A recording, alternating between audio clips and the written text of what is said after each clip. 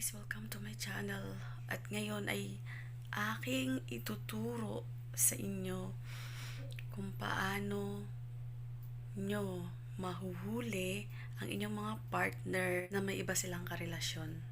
As in, kabet, ganon. As in, pangalawa, other woman, other man, ganon. Ang pag-uusapan po natin ngayon yan.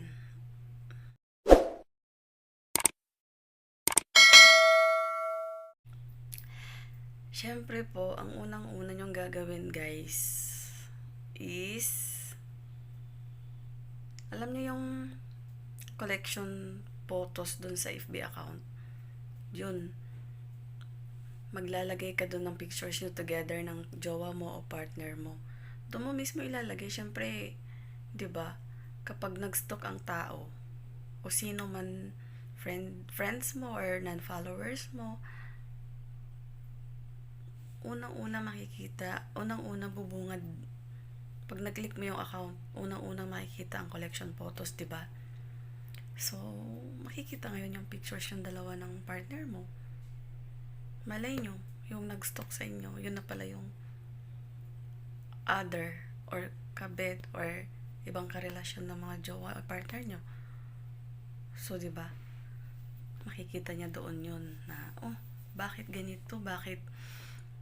Bakit yung jowa ko, yung partner ko, bakit ganito? May ibang kasamang babae sa pictures, ganyan. So, 'di ba? So mahuhuli nila ngayon 'yun. At syempre, nag-aaway sila ng jowa nyo, partner nyo. Aawayin nila ngayon 'yun. 'Di ba? At kasi alam nyo, mga kamesti,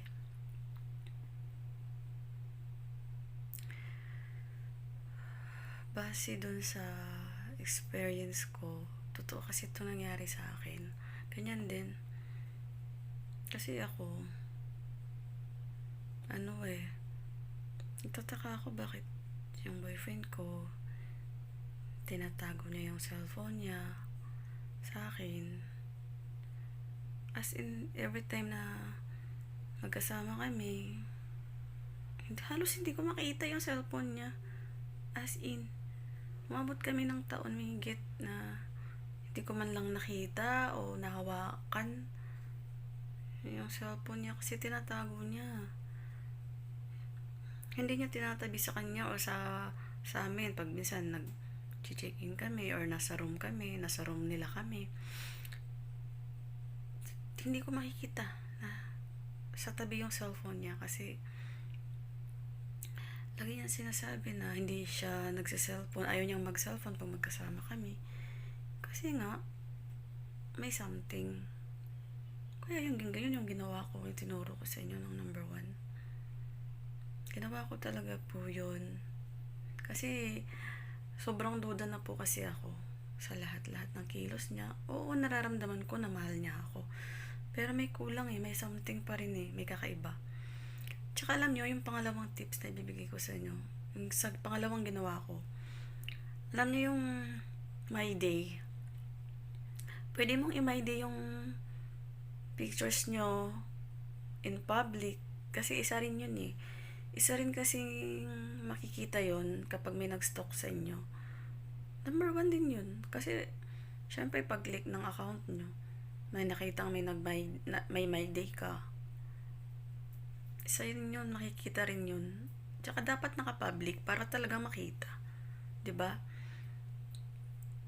So walang kawala yung partner nyo kapag ganun, kasi alam nyo, pag once na makita nila yung pictures nyo ng jowa mo, syempre other woman siya, other man, or kabit siya, masasaktan yun hindi niya alam na sa sarili niya na may nauna pala o may original pala, 'di ba? So magre-react talaga yun. Baka nga kung hindi ka i-message nun, aawayin ka or i-message ka talaga for sure. I-message ka talaga nun. Tapos after mong, syempre pag nag-reply ka, magkaalaman na kayo.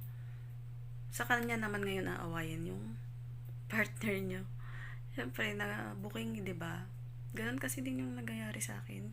Ginawa ko yan, pero hindi naman po ako nang away. Tinanong ko lang po yung girl, kung ano niya yung boyfriend ko, ganun. Hanggang sa naliwanagan ako, nasagot na yung mga tanong ko sa isip ko dati, bakit tinatago yung cellphone ng boyfriend ko. Pero, mahirap po pala kapag nalaman nyo po yung totoo kasi masakit. As in, masakit po. Sobrang sakit po talaga. Ang pangatlo po is, syempre, nalagay nyo na yung pictures nyo together sa photo collection, tsaka sa My Day, di ba?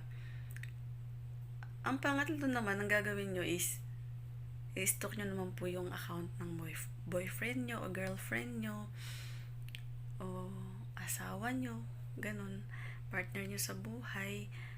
I-search mo ngayon yung, i-stalk mo ngayon yung account niya. Siyempre may post siya dun. Titignan mo ngayon yun kung sino mga nag-heart react, nag-care react. Diba? Ngayon, pwede mo silang i-stalk lahat isa-isa. Ang mga nag-heart react na yon, pwede mo i-stalk yun.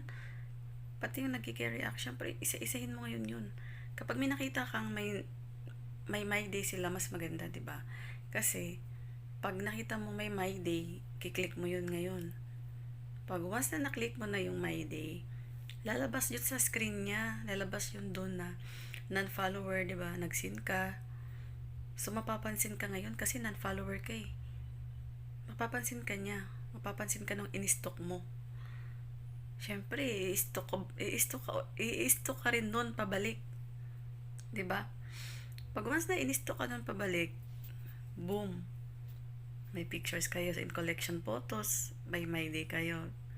May My Day kayo in public ng partner mo. Makikita niya rin yun, diba? Yan yung ginawa ko, guys. Mga kamesti, yan yung ginawa ko. Kaya nahuli ko yung boyfriend ko. Nabooking ko siya. Yun ang ginawa ko eh. Hanggang sa, minessage ko yung girl. Ako yung nag-message talaga kasi nakita ko eh.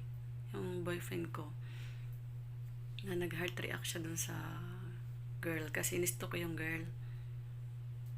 Kasi yung girl nag-sin sa My Day ko. Pero anyway, past na rin yun sa nangyari na sa akin.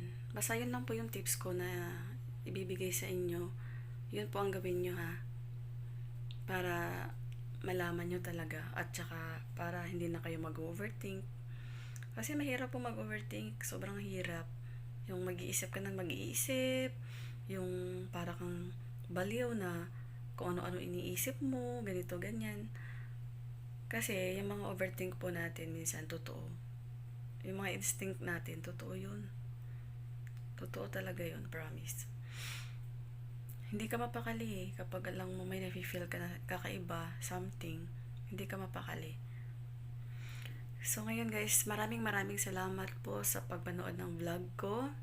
At kung gusto niyo po pong manood sa susunod na upload ko, mag-subscribe lang po kayo. At sobrang thank you po sa lahat. Have a nice day po.